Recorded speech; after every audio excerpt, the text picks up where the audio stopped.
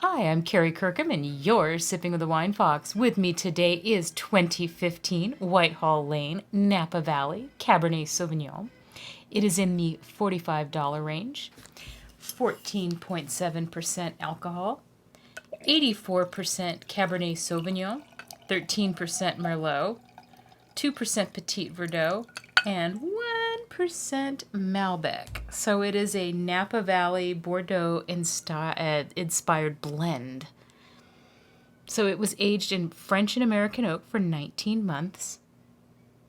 Interesting that they say drink now to 2025, and it's 2020 right now. So this should be at its peak. And I really think it is because some famous wine critic guy gave it 91 points. But I think it's showing better than that today, March 2020. On the nose,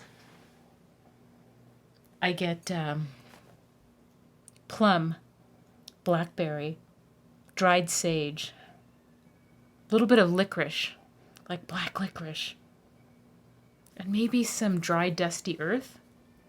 It's like, this is Napa Cab done right.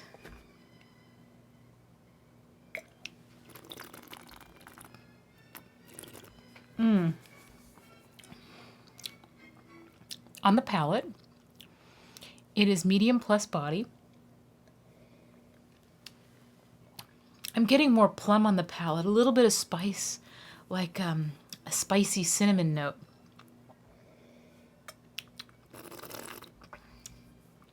Again, with dried herbs, like summer sage.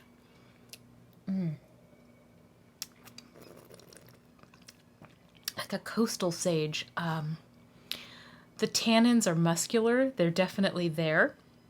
This wine was pretty tight upon opening, but as the evening wore on and I poured it through an aerating pour, and it sat in the glass for a while, it opened up beautifully.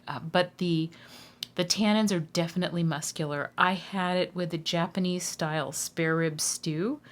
And it was, the base was like a dashi, hondashi, with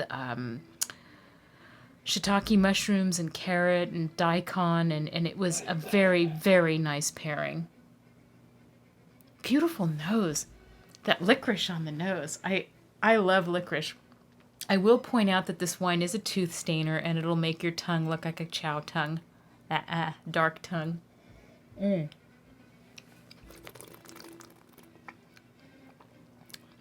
This is a nice Napa Cab. I recommend it. It made for a very happy evening.